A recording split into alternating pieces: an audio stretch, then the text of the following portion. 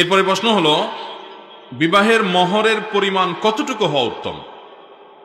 ভাইরা আমার, বিবাহের মহর এটা যত কম হবে তত বরকতময় হবে বিবাহ।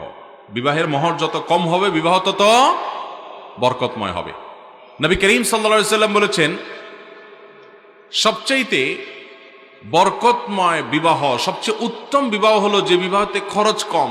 অন্য হাদিসে আসছে, যে বিবাহতে মহরের পরিমাণ কম ওই বিবাহ সবচেয়ে উত্তম বিবাহ। খায়রুস সাদাকে আইসারুহু, সবচেয়ে উত্তম মহর হলো যে মহরের পরিমাণটা কম থাকে।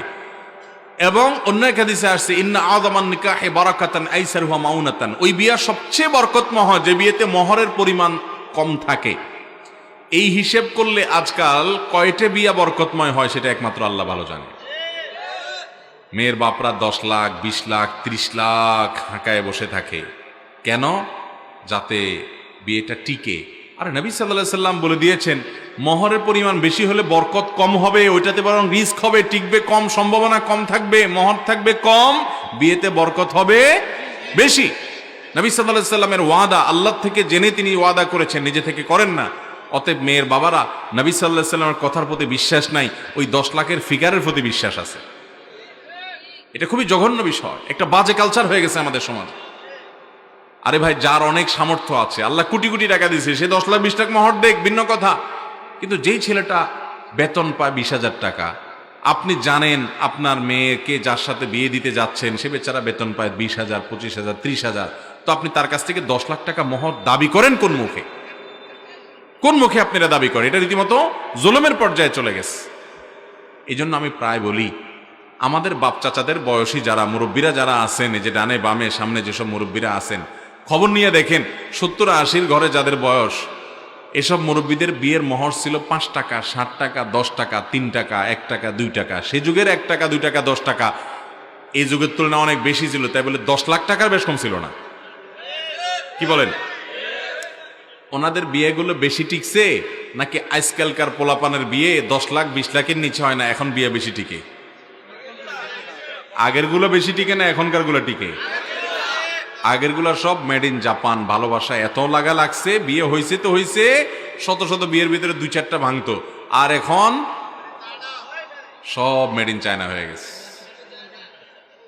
বিয়ে করে ঢোল তবলা পিটায়া হালাল হারাম বাজ বিচার নাই, বিশাল ফুর্তি করে আনন্দ করে বিয়ে করে মাত্র নিয়ে গেছে, কয়দিন পরে দেখা যায় ঠুস করে ভেঙে গেছে। ভাইরা আমার, মহরের পরিমাণ বাড়ছে কিন্তু বিয়ের গুলোর লংজিভিটি, লাস্টিং করা, এটার পরিমাণ বাড়ে নাই, টেকসই শেষ হয়ে গেছে। কারণ সুন্নাহর বাইরে কল্যাণ থাকতে পারে। মেয়ের বাবারা মহরের পরিমাণ কমাবেন তো। আমরা যৌতুকের বিরুদ্ধে কথা বলি, সংগ্রাম করি, যুদ্ধ করি, ভালো কথা, সেটা চালিয়ে যেতে হবে। সচেতনতা অনেকটা বৃদ্ধি হয়েছে, মানুষ এখন অনেক সতর্ক, আলহামদুলিল্লাহ। কিন্তু মেয়ের বাবারা, আপনাদেরও তো দায়িত্ব আছে। আপনারা এতগুলো মহর চায় বসে থাকবেন, বিয়েকে কঠিন করে দিবেন। একটা ছেলে চাইলে জেনা করতে পারে কিন্তু বিয়ে করতে পারে না, এটা কোন সমাজ? বিয়েকে সহজ করেন। টাকা 10 লাখ 20 লাখের দিকে নজর দিয়েন না, নজর দেন ছেলেটার দিকে। বিশ্বাস করেন মেয়েটা সুখী থাকবে যদি ছেলেটাকে আপনি নেককার, মুত্তাকি, পরহেজগার, দিনদার, আল্লাহ ভীরু, ইমানদার, আল্লাহকে ভয় পায় এরকম একটা ছেলে যদি কর্মঠ দেখে আপনি বাছাই করে নিতে পারেন, আপনার ফ্যামিলির সাথে মোটামুটি ম্যাচ করে, ইনশাআল্লাহ আপনার মেয়ে অনেক সুখে থাকবে ওই পয়সার বস্তার চাইতে। বিয়ের জন্য একটা টাকার বস্তা না খুঁজে একটা ভালো ছেলে খোঁজেন। আল্লাহ তাআলা আমাদের মেয়ের বাবাদেরকে হেদায়েত দান করুন। তাহলে এই হাদিসের আলোকে, যে হাদিসটা শোনালাম আপনাদেরকে, যে খায়রুস সিদাকে আইসারুহু, খায়রুন নিকাহি আইসারুহু, সবচেয়ে উত্তম বিবাহ যে বিবাহেতে খরচ সবচেয়ে কম হয়। এখন আমাদের দেশে মনে করা হয় বিয়েতে যদি খরচ হয় অনেক টাকা, লাখ লাখ টাকা খরচ হয়, আমরা মনে করি ওরে বাপরে বাপ, এটা মনে হয় একটা বিয়ে হইল। আর নবী সাল্লাল্লাহু আলাইহি ওয়াসাল্লামের ভাষ্য অনুপাতে ওই বিয়েতে কল্যাণের পরিমাণ সবচাইতে কম হবে। এজন্য ভাইরা, অপচয় নয়, অপব্যয় নয়, এবং মহরের নামে বিশাল বড় ফিগার ধরাধরি যেন না হয়। আল্লাহ তাআলা মেয়ের বাবাদেরকে হেদায়েত দান করুন। কত দৃষ্টান্ত নিবেন আমার কাছে, শত দৃষ্টান্ত আমার কাছে আছে।